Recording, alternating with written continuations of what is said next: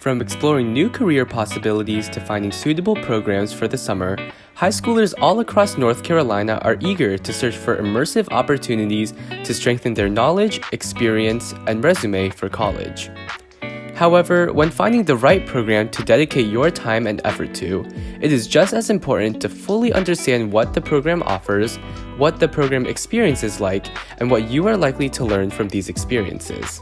Therefore, this documentary was created as a complete and direct resource to help you discover if the UNC-ISHTaR program is fit for you. The UNC-ISHTaR program is a paid summer internship at the UNC-Chapel Hill Hospital that stands for Internship in Science, Health Training, and Research, and is managed by the Department of Emergency Medicine at UNC-Chapel Hill. Geared towards selecting a diverse group of interns, the internship selects 3 students per summer to join the program, providing interns with the opportunity to initiate their own research projects, participate in group book clubs, talk with professionals in various fields, engage in hands-on simulations and training, and immerse themselves in community events and ride-alongs. Furthermore, the internship is a hybrid of in-person and remote workdays with a combination of virtual and face-to-face meetings. This documentary will cover everything you need or want to know about the ISHTaR experience, so buckle your seatbelts, grab a snack, and watch till the end. Please be mindful that there is a trigger warning in effect for images of blood, discussion of medical/psychiatric healthcare, simulated trauma scenarios, and loud noises. My name is Julianne Sear. My name is Elsa Oliveira. My name is Eva. I'm Niko Wiguna. And I am an intern. I am the director, the coordinator For the 2023 ISHTaR program. 1, 2, 3, 4, 5, 6, 7, 8, 9, 10, 11, 12, 13, 14, 15, 16, 17, 18, 19, 20, 21.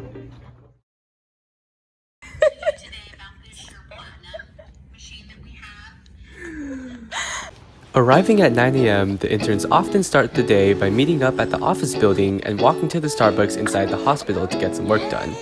Usually, interns would then make their way back to the office to update Julianne on progress with individual projects and any other responsibilities they have. Lunch follows soon after at the hospital cafe, and the afternoon consists of either meeting with professionals that work at the hospital or continuing work. Well, you might be asking, what exactly are we working on? My name is Elsa Oliveira, and I am an intern for the 2023 ISHTaR program, and I go to Research Triangle High School. I am a rising senior there. At the beginning, when we came, it was like, if you had to pick one topic, what would it be? And I was like, Spanish-speaking patients. I was like, because I'm a Spanish-speaking patient. And I've seen it happen, like Spanish speakers worrying about like their health and them not reaching for help because they feel like they're not gonna get any. And that's kind of what inspired me. My name is Eva, and I'm an intern in the 2023 ISHTaR program, and I'm a rising junior at Carver High School. PEC stands for Pediatric Emergency Care Coordinators, and I did not know what those were at all before I started this program, but when Julianne was asking us at the beginning what section we wanted to research, I wanted to do pediatrics. As I started to learn about PECs and how those programs worked, I got more and more interested in it. Can you start by just introducing yourself? Sure, so I'm Niko Wiguna, and I'm an intern for the 2023 ISHTaR program. And I go to Green Level High School, and I am a rising junior. So starting off from my literature review, I tried to identify key aspects of similar programs in North Carolina, had similar attributes to the ISHTaR program, and I kind of identified what key aspects were successful and unique to those programs and what made them have lasting impacts on the students and participants of those programs. I kind of took those together, created connections with them, and applied that to the documentary, which I'm going to create as kind of a condensed and accessible resource. However, interns participate in a multitude of activities on top of their individual research projects. After going through traditional CPR training and gaining online certification from the American Heart Association, interns started Basic Life Support or BLS training with the guidance of Whitney, the Mobile Health Lab Coordinator, and Ari, a Master of Public Health student. In this more advanced training, interns learned how to take a patient's blood pressure using a cuff and pumping device, as well as glucose level by pricking the patient's finger and transferring the blood to a glucose meter. Interns were also able to learn how to identify normal and irregular breathing patterns by using a stethoscope. What inspired me, I think, was just that I knew I was going to get to meet a lot of people through shadowing experience, but what really interested me the most was book club.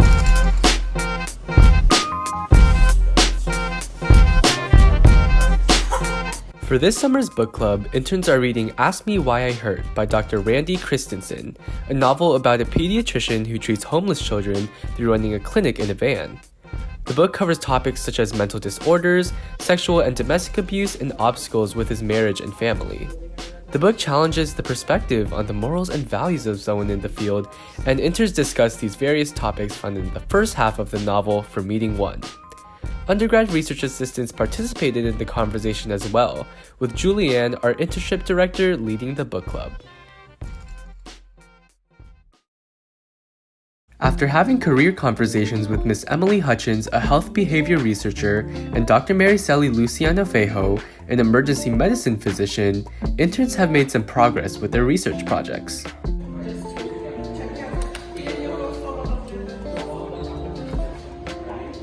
Dr. Mariceli, she submitted a IRB form, and they're going to be getting more data from 2018 or 2019 to look back at information before COVID, and it's actually starting now, and I'm really excited to see where that goes. So I did my literature review on PECs, which are Pediatric Emergency Care Coordinators, and how they vary depending on the states. So each state has a little bit of a different program. Some states don't even have a PEC program, and I kind of just wrote about how some states use this program very differently from others and how we can compare and contrast them and find the best qualities of each program in each state and kind of put it all together. I've been kind of working on my documentary itself and editing and filming the documentary. I've been working on a lot of things for like filming and also making sure that things fit chronologically. And I think a big part of it also is making sure that you have proper voiceovers that are able to convey the information you actually want to convey. Because it's not just a vlog, but it's also not a completely serious documentary. So trying to find that perfect blend of both casual and serious information in that documentary is a challenge, but also something special.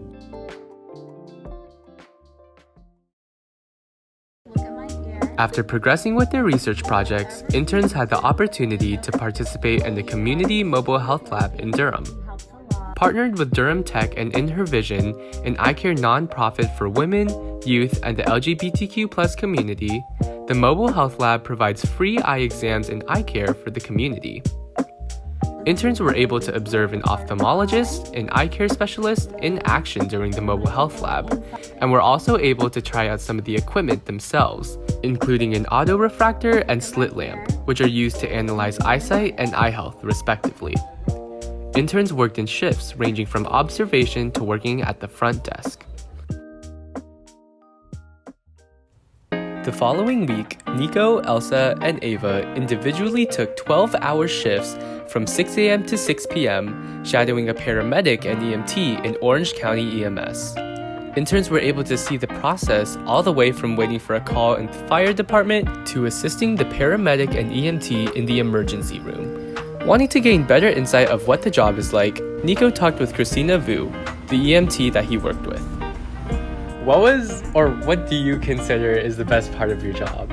I think the best part of my job is definitely the unpredictability of every single day. Like every day at work is very, very different. I can't go to work and be like, oh man, it's gonna be the same old day, because usually it's not. The other really amazing thing is the people who we work with, and whether that be your partner or the other people on your shift, and then also the nurses and doctors at the ER and the firefighters we work with. Everyone is really amazing, and I feel like you have such strong bonds with those people.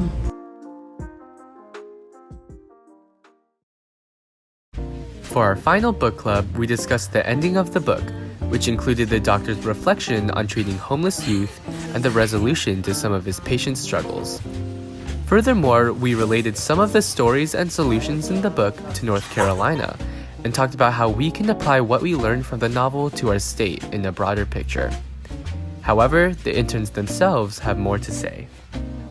It's a topic that people don't normally talk about, and when it comes to focusing on groups, people mostly think of like, oh, Hispanics or like LGBTQ or all of these groups of people, but then we forget about how homeless, what are we doing for them? I loved the book and I loved the book club. The book itself was just so like out of the ordinary of something that I would normally read, and it gave me a totally new perspective. And I also just loved talking about it with all the people that we talked about it with, because they all had such like new and fresh perspectives that I wouldn't have even thought of about the book. It's really interesting to kind of see how many factors were kind of compounded. First, they're not able to access healthcare, and they have so many things that are pitted against them in society and based on our systematic structure that it is hard to really consider that in the first place as a normal person. And to be able to sit down with other people and really talk about this opened my eyes to this problem that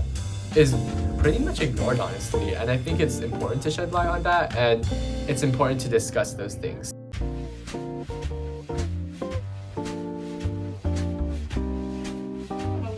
As a final step to her research, Elsa created an infographic that summarized her research findings, as well as the potential outcomes of applying her research.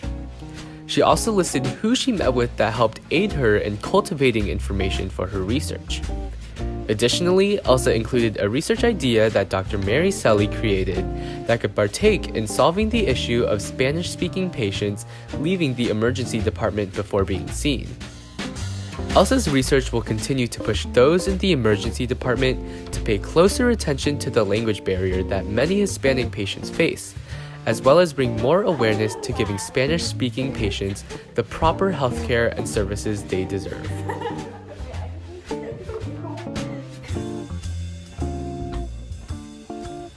For Ava's final research steps, she also formulated an infographic that listed the outcomes of her research of what the prominent beneficial strategies were for improving pre-hospital pediatric readiness. Her visual is split into 5 sections, having available equipment, effective pediatric care education, performance assessment, child-focused policies, and assessing pediatric readiness. And her visual will additionally be posted on the PEC website. Ava's research will continue playing a prominent role in educating pediatric emergency care coordinators in North Carolina, as well as inform a larger audience on the important work of PECs in the state. For the final step in his research project, Niko finished editing various footage for the documentary and incorporated proper pacing and transition effects to ensure smooth delivery of the final video product. After referencing an extensive structure outline for the documentary and recording voiceovers from the script he created, Niko was able to present a finished documentary that will be posted on the front page of the ISHTaR website. Niko hopes that his documentary and research will inspire high schoolers interested in the ISHTaR program to apply during the winter, as well as broaden the internship's audience and impact for diverse youth who aspire to be the much-needed professionals for the future of medicine and public health. After having career conversations with Dr. Charity, a sports physical therapist, Dr. McShane, a pediatric dermatologist, Dr. Jones, who works in the intensive care unit, and Dr. Strain, a psychiatrist, interns prepared for the most anticipated event of the internship, the Pediatric Emergency Care Coordinators Summit. Gathering PECs from across the state, and especially from rural counties, the summit is designed to prepare PECs for dealing with emergency situations with pediatric patients. The event's main activity is a mass casualty car accident simulation, where interns will be acting as pediatric patients. However, to enforce the realistic nature of the simulation, Elsa, Ava, and Niko will be applying moulage or wound makeup onto themselves for their role in the car accident simulation. A few weeks before the summit, interns extensively practiced their moulage skills with Julianne, the ISHTaR program director. Oh, the lighting's really nice too.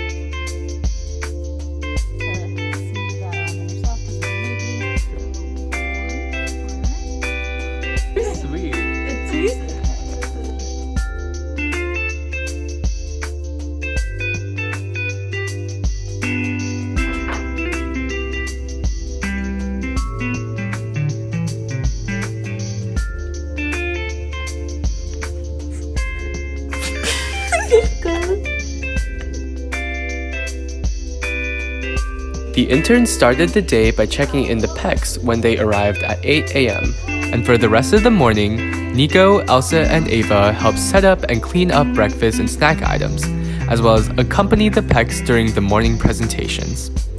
After eating lunch, the interns immediately started applying moulage in the warehouse to prepare for the mass casualty car accident simulation. Ava had a tibia fibula fracture, which is undoubtedly the most elaborate and time-consuming moulage piece out of all the actors. Maria also had an internal clavicle fracture, and Niko had a severe bruise on his right ankle. Elsa had no external signs of injury, though her acting was the best out of everyone. She somehow managed to start crying on command during the simulation, adding to the realistic factor of it all. Once the actors were ready for the simulation to begin, the PECs started arriving to the scene in groups, responding to the emergency situation by helping Niko limp out of the car, treating the various mannequins that served as injured patients, applying a cervical collar onto Maria's injured neck, and lifting Ava onto a stretcher and wheeling her out of the scene. The actors challenged the PECs by constantly bugging the PECs to call their mom, crying, screaming, and tugging their shirts, and bombarding PECs with demanding questions about the car accident that just happened. The rest of the day concluded with a few more presentations on recognizing abuse and responding to special needs pediatric patients, as well as a debrief on the simulation they just completed. With all of this taken into consideration, PECs in our state hopefully become more aware and educated on how to properly and efficiently respond to an emergency situation, especially with distressed kids on the scene.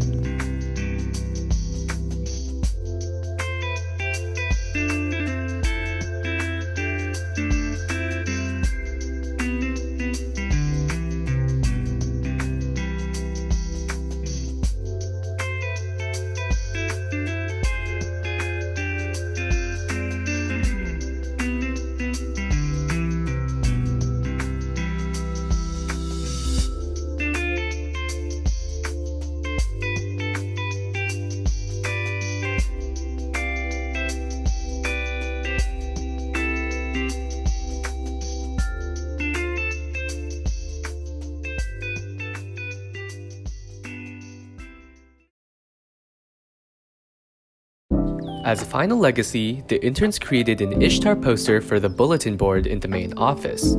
The poster itself is music-themed as all three interns play a different instrument. With the internship coming to a close, interns want to remind applicants and interested students that each summer with ISHTaR is different, with changing opportunities and activities, depending on the research team's interests and responsibilities, as well as the interns' own interests in specific topics. Additionally, each year a new book is chosen for book club, so look forward to a new, interesting novel that will spark bountiful discussions. With this in mind, Elsa, Niko, Ava, and Julianne have some final thoughts about the program. What was your first impression of the ISHTaR internship program, and how did your impression of the program change? So at first I was a little intimidated and I was scared that I wasn't good enough for the program. First of all, I thought it was going to be a thing where every single day you go in person 9 to 5 and you do a bunch of work, a bunch of research. My impression at the beginning was really vague because I didn't know once stepping in how fun it was going to be. The second that I met all of them and Julianne, it was immediately click, and we were having fun and laughing together on the first day. It's a lot more, I guess, relaxing and casual than you think, and there's a lot of opportunities to have fun, goof around, make memories, stuff like that, and not read your books. If you're thinking about applying, just do it. Just definitely do it. Even if you're on the edge, just go for it. Because you get so much more than you'd ever think. There's literally on the website, there's a list of things that you do, and I'm pretty sure that doesn't even cover half the stuff that we actually do in the program. We get to talk to a lot of people and we get to see these people do their daily base live, and I met so many wonderful people. I met the wonderful interns that I work with, and I also met some college interns, and I met people that did all of these jobs in the past that I could learn from them, and then obviously I learned a ton from Julianne. I have had the pleasure of seeing many an intern grow up to be just an articulate, artistic, amazing adult. really seeking different public health opportunities, different medical opportunities. I've had the pleasure of seeing a lot of those same students around campus after they've finished their internship. What was the most memorable moment you had with interns this summer? This summer, so we ended up practicing a lot of our moulage together in the office, and I got to see the interns just come to life and really figure out how the blending of everyday makeup products or everyday face products could turn into burn wounds and trauma wounds. I absolutely loved seeing the interns come together and really practice this and show a lot of joy and a lot of smiles. What did you do?